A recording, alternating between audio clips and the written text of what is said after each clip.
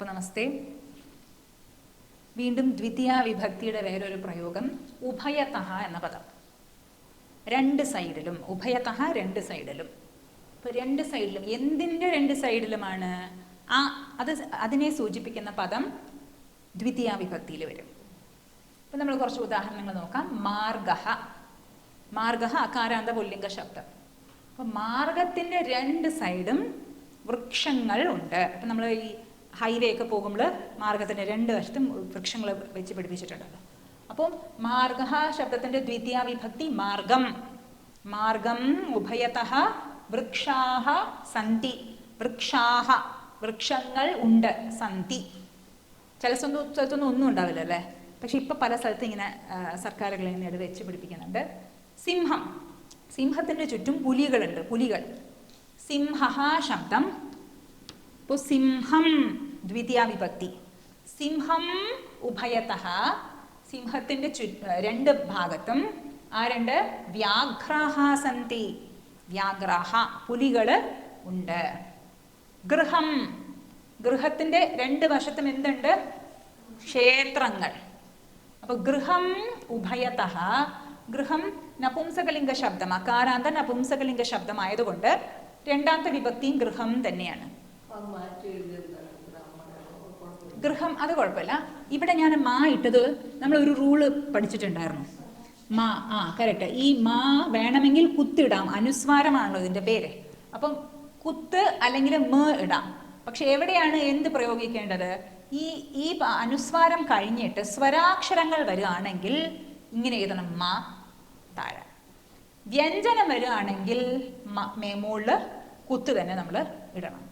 അപ്പം ഇവിടെ നോക്കൂ. ഇവിടെ മാർഗം മാ കഴിഞ്ഞിട്ട് ഇവിടെ ഉഭയതഃ. ഊ എന്ന് പറയുമ്പോൾ ഒരു സ്വര അക്ഷരമാണ്. അതുകൊണ്ട് അത് മാ. ഇവിടെ അതുപോലെ, ഇവിടെ അതുപോലെ തന്നെ. ഗൃഹം ഉഭയതഃ. ഗൃഹത്തിന്റെ രണ്ട് വശത്തും എന്തുണ്ട്? മന്ദിരം, മന്ദിരേ, മന്ദിരാണി സന്തി. മന്ദിരങ്ങൾ, ക്ഷേത്രങ്ങൾ ഉണ്ട്. അധ്യാപിക. ആകാരാന്ത സ്ത്രീലിംഗ ശബ്ദം. അധ്യാപികയുടെ രണ്ട് വശത്തും ആരുണ്ട്? കുട്ടികളുണ്ട്. അപ്പോൾ അതിൻ്റെ അധ്യാപിക ശബ്ദത്തിൻ്റെ ദ്വിതീയ വിഭക്തി അധ്യാപികാം. അധ്യാപികാം ഉഭയതഃ. ഛാത്രാഃ സന്തി. കുട്ടികൾ ഉണ്ട്. ഇനി നമുക്ക് ചെയ്യാനുള്ള അഭ്യാസം. കൃഷ്ണഃ ഉണ്ട്, ഗോപിക ഉണ്ട്. കൃഷ്ണന്റെ രണ്ട് വശത്തും ഗോപികമാർ. ശരിക്കും ചുറ്റുമാണ്. ഇവിടെ നമുക്ക് രണ്ട് വശത്തും നോക്കാം. കൃഷ്ണന്റെ രണ്ട് വശത്തും ആരുണ്ട്? ഗോപികകൾ ഉണ്ട്. കൃഷ്ണം.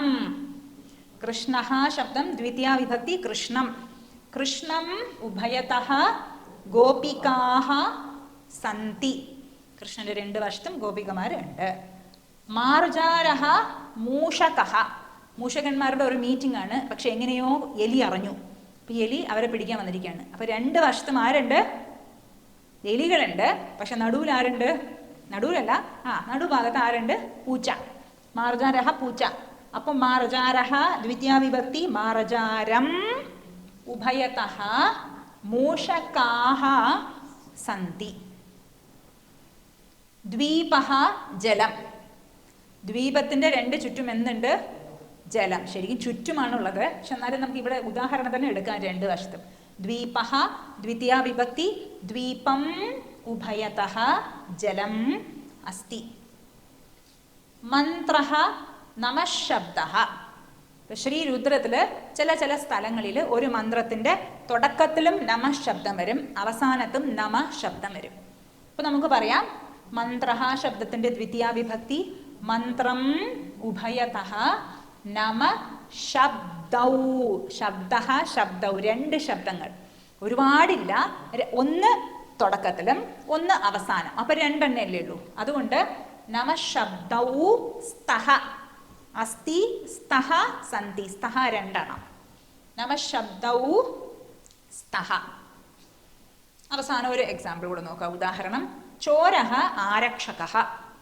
ചോരഃ ചോരന്റെ രണ്ട് ഭാഗത്തും കൈ പിടിച്ച് പോകുന്നുണ്ടാവും അല്ലേ. ആരാണ്? ആരക്ഷകഃ പോലീസ്. അപ്പൊ ചോരഃ അതിന്റെ ദ്വിതീയ വിഭക്തി ചോരം. ചോരം ഉഭയതഃ ആരക്ഷകാഃ സന്തി. ഒരുപാട് ആരക്ഷകന്മാർ ഉണ്ട്. അപ്പൊ എങ്ങനെയാണ് മനസ്സിലാവുക? ഒരു കള്ളൻ, ഒരുപാട് പോലീസുമാർ ഒരാളുടെ അടുത്ത് നിൽക്കുന്നുണ്ടെങ്കിൽ അയാൾ കള്ളനാണെന്ന് വിചാരിക്കുക അല്ലേ. ഇപ്പോൾ നമ്മുടെ ഒരു ഉദാഹരണം പറയും. ഇങ്ങനെ ഒരു കള്ളനെ പിടിച്ചുകൊണ്ട് പോകാൻ കുറേ പോലീസുമാർ വന്നിട്ടുണ്ടായിരുന്നു. അപ്പം ഒരു കുട്ടിയും അച്ഛനും കൂടെ നടന്നു പോവാണ്. അപ്പം ഇത് കാണുമ്പോൾ കുട്ടി ചോദിക്കാൻ അവിടെ എന്താ അച്ഛാ ബഹളം? അപ്പം അച്ഛൻ പറയാണ് ഇങ്ങനെയാണ്, അത് ഒരു കള്ളനെ പിടിക്കാൻ വേണ്ടിയിട്ടാണ് ഇത്രയും പോലീസുകാർ. അപ്പോൾ കുട്ടി ശരി, കള്ളനുണ്ട്, അടുത്ത് ഒരുപാട് പോലീസുകാരുമുണ്ട്. കുട്ടി ഇങ്ങനെ വേറൊരു ദിവസത്തിൽ കുട്ടി ഇങ്ങനെ നടന്നു പോയായിരുന്നു. അപ്പോൾ അവിടുത്തെ പ്രധാനമന്ത്രി അല്ലെങ്കിൽ വലിയ മുഖ്യ നേതാക്കന്മാർ വരുമ്പോൾ അവരുടെ കൂടെ പോലീസുകാരും ഉണ്ടാവുമല്ലോ. അപ്പോൾ പോലീസുകാരും ഉണ്ട്, ചുറ്റും ആരുണ്ട്, നടുവിലാരുണ്ട്, നമ്മുടെ മുഖ്യ നേതാവ്. അപ്പോൾ കുട്ടി പറയാം അച്ഛാ ദാ നോക്കൂ വലിയ കള്ളൻ.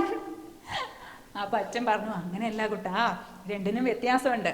അപ്പം കള്ളൻ്റെ കൂടെ ഉള്ള പോലീസുകാരും നേതാക്കന്മാരുടെ കൂടെ ഉള്ള പോലീസുകാരും വ്യത്യാസമുണ്ട്. എന്താണ്? നിയന്ത്രണത്തിലാണല്ലോ. കള്ളനെ നിയന്ത്രിക്കുന്നത് പോലീസുകാർ, പക്ഷേ പോലീസുകാരെ നിയന്ത്രിക്കുന്നത് നേതാവാണല്ലോ. അപ്പോൾ ഒരു ചെറിയൊരു വ്യത്യാസമുണ്ട്. കുട്ടികളോട് നമ്മൾ എന്ത് പറയണമെന്ന് സൂക്ഷിച്ച് പറയണം അല്ലേ, അല്ലെങ്കിൽ അത് വിശദീകരിക്കുമ്പോൾ പല പല രീതിയിലായി പോകും അത്. അപ്പോൾ ദ്വിതീയ വിഭക്തിയുടെ ഒരു പ്രയോഗം കൂടി കണ്ടു. ഉഭയതഃ എന്ന പദത്തിൻ്റെ കൂടെ വരുന്ന ആ പദം ദ്വിതീയ വിഭക്തി. ശരി, അടുത്ത ക്ലാസ്സിൽ